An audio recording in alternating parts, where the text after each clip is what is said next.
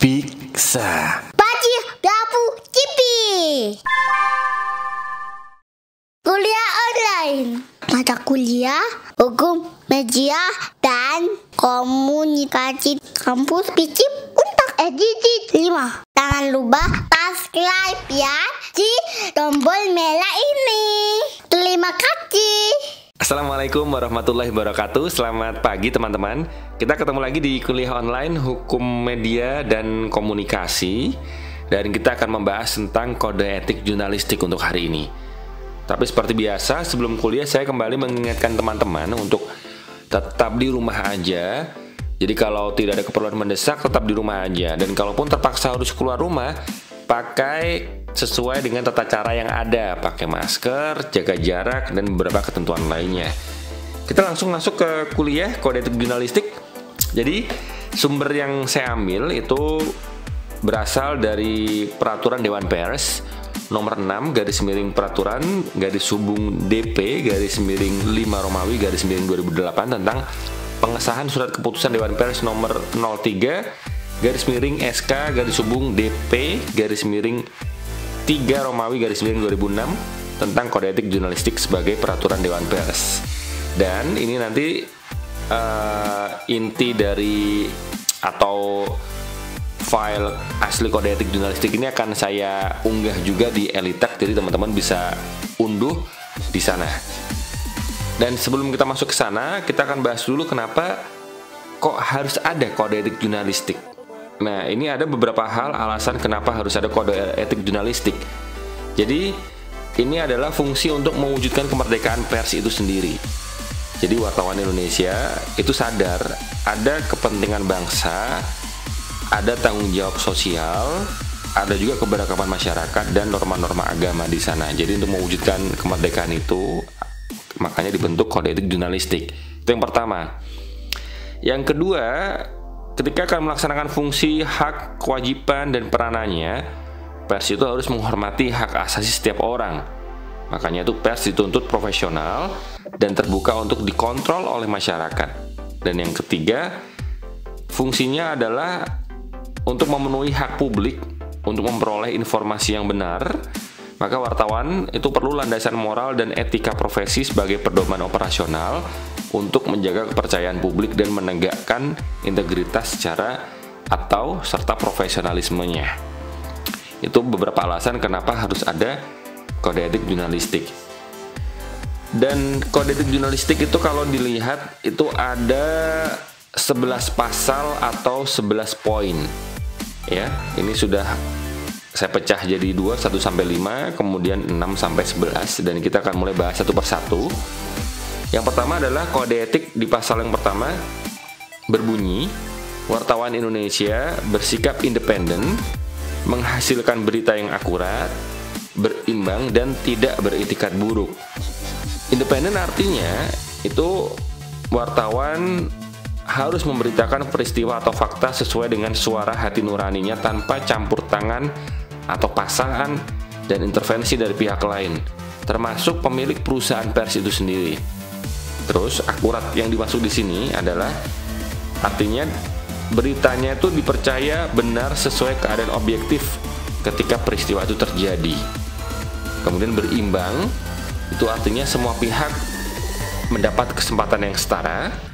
Dan tidak beretikat buruk itu artinya tidak ada niat secara sengaja dan semata-mata untuk menimbulkan kerugian pihak lain. Terus kemudian kita masuk ke pasal yang kedua. Wartawan Indonesia menempuh cara-cara yang profesional dalam melaksanakan tugas jurnalistik. Yang dimaksud cara-cara profesional di sini adalah ada beberapa hal. Yang pertama, wartawan itu menunjukkan identitas diri kepada narasumber. Itu makanya wartawan kenapa selalu dilengkapi dengan ID pers dan sebagainya. Fungsinya untuk salah satunya memenuhi kode etik jurnalistik yang pasal 2 ini. Terus kemudian cara-cara profesional lainnya itu adalah wartawan harus menghormati hak privasi baik itu narasumbernya ya. Yang kemudian yang ketiga, wartawan itu tidak menyuap. Dan yang berikutnya, profesional adalah wartawan menghasilkan berita yang faktual dan jelas sumbernya. Dan yang berikutnya, dalam pengambilan, rekayasa pengambilan atau pemuatan atau penyiaran gambar, foto, suara itu dilengkapi dengan keterangan tentang sumber dan harus ditampilkan secara berimbang. Tidak boleh memihak salah satu pihak ya. Kemudian berikutnya, profesional itu adalah menghormati pengalaman traumatik narasumber ketika penyajian gambar, foto, dan suara. Misal, ada narasumber kasus-kasus tertentu, pelecehan seksual, dan sesuatu hal yang menimbulkan trauma misalnya, itu harus kita menyajikan gambarnya, foto, dan suaranya menghormati pengalaman-pengalaman traumatik itu. Terus cara-cara profesional lainnya adalah tidak melakukan plagiat, termasuk menyatakan hasil liputan wartawan lain sebagai karyanya sendiri, itu tidak boleh. Makanya kenapa kita mulai dari sekarang, ketika teman-teman bikin tugas ya, ketika itu mengambil dari internet, copy paste itu, kalau copy langsung paste aja tidak boleh, tapi harus dibahasakan ulang dengan bahasanya sendiri, itu baru boleh. Ataupun kalau mau copy paste itu bisa, tapi dengan mencantumkan sumbernya dari mana, gitu ya. Kemudian berikutnya, cara-cara profesional adalah penggunaan cara-cara tertentu dapat dipertimbangkan untuk peliputan berita investigasi dengan memperhatikan kepentingan publik. Itu adalah pasal 2 dari Kode Etik Jurnalistik. Kemudian kita masuk ke pasal 3. Bunyinya adalah wartawan Indonesia selalu menguji informasi, memberitakan secara berimbang, tidak mencampurkan fakta dan opini yang menghakimi, serta menerapkan asas praduga tak bersalah. Di sini ada beberapa hal lebih dalam lagi definisinya, seperti menguji informasi. Itu artinya jurnalis atau wartawan melakukan cek dan recheck tentang kebenaran informasi itu. Kalau berimbang itu artinya jurnalis memberikan ruang atau waktu pemberitaan kepada masing-masing pihak secara proporsional, dan opini yang menghakimi itu adalah pendapat pribadi wartawan, itu adalah opini yang menghakimi. Dan itu beda dengan opini interpretatif, pendapat yang berupa interpretasi wartawan atas fakta. Jadi yang dimaksud dengan tidak mencampurkan fakta dan opini itu dua tadi ya. Kalau opini menghakimi itu pendapat pribadi wartawan, kalau opini interpretatif itu pendapat yang berupa interpretasi wartawan atas fakta yang ada, dijabarkan lagi. Terus yang dimaksud asas praduga tak bersalah itu adalah prinsip tidak menghakimi seseorang. Kemudian pasal 4 bunyinya, wartawan Indonesia tidak membuat berita bohong, fitnah, sadis, dan cabul. Bohong artinya hoax, atau lebih detailnya adalah sesuatu yang sudah diketahui sebelumnya oleh wartawan sebagai hal yang tidak sesuai dengan fakta yang terjadi, dan itu tidak boleh tetap diberitakan, ya, tidak boleh diberitakan. Kemudian fitnah itu artinya tuduhan tanpa dasar yang dilakukan secara sengaja dengan niat buruk. Sadis itu artinya kejam dan tidak mengenal belas kasihan.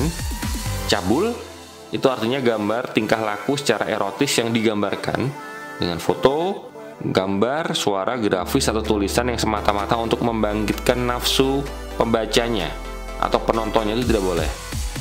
Dan yang terakhir, dalam penyiaran gambar dan suara dari arsip, wartawan itu wajib mencantumkan waktu pengambilan gambar dan suaranya itu diambil kapan. Terus pasal 5 berbunyi, wartawan Indonesia tidak menyebutkan dan menyiarkan identitas korban kejahatan susila dan tidak menyebutkan identitas anak yang menjadi pelaku kejahatan. Identitas di sini itu adalah semua data dan informasi yang menyangkut diri seseorang yang memudahkan orang lain untuk melacak. Kemudian anak itu kalau menurut Kode Etik Jurnalistik ini adalah orang yang berusia kurang dari 16 tahun dan belum menikah. Dan memang ketentuan tentang usia anak itu akan berbeda-beda di setiap peraturan di negara kita. Di Undang-Undang Perkawinan itu bunyinya beda lagi, di Undang-Undang Perlindungan Anak akan beda lagi, dan sebagainya. Jadi di beberapa aturan terkait beberapa hal memang akan muncul perbedaan. Tapi ketika kita mengacu ke Kode Etik Jurnalistik ini, yang dimaksud anak adalah orang yang berusia kurang dari 16 tahun dan belum menikah. Pasal 6 berbunyi, wartawan Indonesia tidak menyalahgunakan profesi dan tidak menerima suap. Menyalahgunakan profesi artinya segala tindakan yang mengambil keuntungan pribadi atas informasi yang diperoleh saat bertugas sebelum informasi tersebut menjadi pengetahuan umum. Suap, yang dimaksud suap itu adalah pemberian dalam bentuk uang, benda, atau fasilitas dari pihak lain yang memengaruhi independensi. Pasal 7 berikutnya ya berbunyi, wartawan Indonesia memiliki hak tolak untuk melindungi narasumber yang tidak bersedia diketahui identitas maupun keberadaannya, menghargai ketentuan embargo, informasi latar belakang, dan off the record sesuai dengan kesepakatan. Kita bahas satu persatu. Hak tolak itu adalah hak untuk tidak mengungkapkan identitas dan keberadaan narasumber demi keamanan narasumber dan keluarganya. Jadi wartawan bisa menolak untuk tidak menyampaikan, mengungkapkan identitas narasumbernya. Embargo itu adalah penundaan pemuatan atau penyiaran berita sesuai dengan request dari narasumbernya. Jadi narasumber minta jangan diposting hari ini atau minta beberapa pekan lagi, nggak apa-apa. Kita harus ngikutin narasumber. Yang ketiga, informasi latar belakang. Itu maksudnya adalah semua informasi atau data dari narasumber yang disiarkan atau diberitakan tanpa menyebutkan narasumbernya. Jadi kadang kalau teman-teman baca berita atau dengar atau lihat berita, muncul seseorang yang berinisial atau sebut saja namanya, nah itu berarti informasi latar belakangnya tidak disebutkan sesuai dengan permintaan narasumber. Yang terakhir, off the record.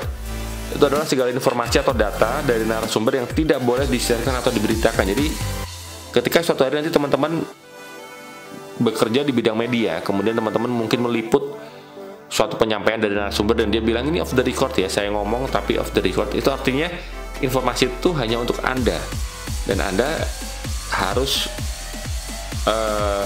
sesuai dengan kesepakatan ya, tidak boleh menyantumkan itu atau mengeluarkan itu dalam pemberitaan. Kemudian pasal 8 bunyinya adalah wartawan Indonesia tidak menulis atau menyiarkan berita berdasarkan prasangka atau diskriminasi terhadap seseorang atas dasar perbedaan suku, ras, warna kulit, agama, jenis kelamin, dan bahasa, serta tidak merendahkan martabat orang lemah, miskin, sakit, cacat jiwa, atau cacat jasmani. Yang dimaksud prasangka di sini itu adalah anggapan yang kurang baik mengenai sesuatu sebelum mengetahui secara jelas. Kalau diskriminasi itu adalah pembedaan perlakuan, itu tidak boleh semuanya. Pasal 9 bunyinya, wartawan Indonesia menghormati hak narasumber tentang kehidupan pribadinya, kecuali untuk kepentingan publik. Menghormati hak narasumber di sini maksudnya adalah menahan diri dan berhati-hati. Dan kehidupan pribadi adalah semua segi kehidupan seseorang dan keluarganya selain yang terkait dengan kepentingan publik. Itu harus dihormati. Pasal 10 ya bunyinya adalah wartawan Indonesia segera mencabut, meralat, dan memperbaiki berita yang keliru dan tidak akurat disertai dengan permintaan maaf kepada pembaca, pendengar, dan atau pemirsa. Segera di sini artinya adalah tindakan dalam waktu secepat mungkin, baik karena ada maupun tidak ada teguran dari pihak luar. Jadi kalau ada hal yang keliru, itu memang diminta wartawan tidak menunggu ada teguran. Ketika sadar ada kekeliruan, langsung disampaikan saat itu juga. Makanya kadang ada live siaran yang presenter misalnya menyampaikan sesuatu, kemudian dia meralat lagi dalam waktu yang cepat. Nah, karena menyadari adanya kekeliruan itu. Kemudian permintaan maaf itu artinya hal yang harus disampaikan apabila kesalahan terkait dengan substansi pokoknya. Kemudian pasal 11 berbunyi, wartawan Indonesia melayani hak jawab dan hak koreksi secara proporsional. Hak jawab itu pernah kita bahas di kuliah sebelumnya. Jadi hak jawab itu adalah intinya hak seseorang atau sekelompok orang untuk memberikan tanggapan atau sanggahan terhadap pemberitaan berupa fakta yang merugikan nama baiknya. Kalau hak koreksi itu adalah hak setiap orang untuk membetulkan kekeliruan informasi yang diberitakan oleh pers, baik tentang dirinya maupun tentang orang lain. Kalau proporsional itu artinya setara dengan bagian berita yang perlu diperbaiki. Dan seluruh pasal-pasal tadi ya, nanti yang menilai apakah itu ada pelanggaran kode etik atau tidak pada jurnalis ya, itu yang berhak melakukan penilaian itu adalah Dewan Pers. Ya, sekali lagi Dewan Pers. Nah, sanksinya Dewan Pers nanti kan akhirnya ngasih penilaian akhir, kemudian ada sanksi atas pelanggaran kode etik jurnalistik. Ini yang melakukan bukan Dewan Pers, tapi sanksinya adalah yang melakukan sanksi ini adalah atau yang memberikan sanksi ini adalah organisasi wartawan dan atau perusahaan pers. Jadi Dewan Pers cuman menilai, tapi yang berhak memberikan sanksi itu adalah organisasi wartawannya dan atau perusahaan pers tempat di mana jurnalis tadi bekerja atau bernaung. Nah, seperti biasa sekarang kita akan ada kuis ya. Kuis ini adalah tugas perorangan dan sekali lagi ini berfungsi sebagai bahan absensi kehadiran. Jadi sederhana saja, pertanyaannya adalah sebutkan dan cantumkan link contoh pelanggaran kode etik jurnalistik yang sudah memperoleh putusan atau sikap resmi oleh Dewan Pers. Jadi cari contoh kasus yang sudah ada putusan atau ada sikap resmi dari Dewan Pers. Kemudian Anda diminta untuk menjelaskan secara singkat inti pelanggaran kode etik dan putusan sikap dari Dewan Pers itu. Kalau saran saya, Anda bisa mencari informasi ini langsung di website resminya Dewan Pers ya. Di website resminya Dewan Pers itu ada banyak contoh-contoh kasus di sana. Kemudian Anda bisa menjawab melalui kolom komen video ini paling lambat 15 Mei jam 12 malam. Untuk kemudian screenshotnya itu bisa Anda unggah ke Elitek. Format menjawab seperti biasa, Anda sebutkan jawabannya, kemudian di bawah ada kelas, nama lengkap, dan NBI. Itu adalah kuis ya. Ini ada lagi juga tugas berupa partisipasi aktif. Dan ini adalah tugas individu dengan porsi penilaian yang setara dengan UTS. Jadi nilainya 20% secara keseluruhan. Dan ini hanya berlaku untuk 2 mahasiswa atau mahasiswi pertama yang melakukan konfirmasi ke DM Instagram @oktian. Jadi cukup 2 mahasiswa atau mahasiswi aja ya yang tercepat konfirmasi dulu. Jadi jangan keburu menjawab, konfirmasi dulu. Kalau sudah, baru Anda bisa melakukan atau melaksanakan tugasnya. Tugasnya adalah Anda presentasi seperti biasa melalui video ya, berdurasi maksimal 5 menit. Anda bisa menjelaskan melalui presentasi secara singkat tentang materi kuliah ini. Singkat saja, atau Anda bisa mengambil beberapa bagian saja yang menurut Anda paling menarik ya. Kemudian kalau sudah, screenshotnya dari Anda posting di sosial media itu bisa Anda unggah melalui Elitek. Format menjawab, Anda unggah di feed Instagram Anda, terus cantumkan nama kelas dan NBI, mention Oktian. Terakhir cantumkan hashtag Hukum Media dan Komunikasi Untak pada caption, diunggah paling lambat 15 Mei ya, jam 12 malam, dan unggahan mohon ditahan sampai dengan tanggal 18 Mei. Dan mohon akun Instagram Anda tidak dikunci. Itu beberapa kuis dan partisipasi aktif pada hari ini. Terima kasih. Saya pamit. Wassalamualaikum warahmatullahi wabarakatuh. Jangan lupa subscribe ya di tombol merah ini. Terima kasih sudah menonton. Bye bye.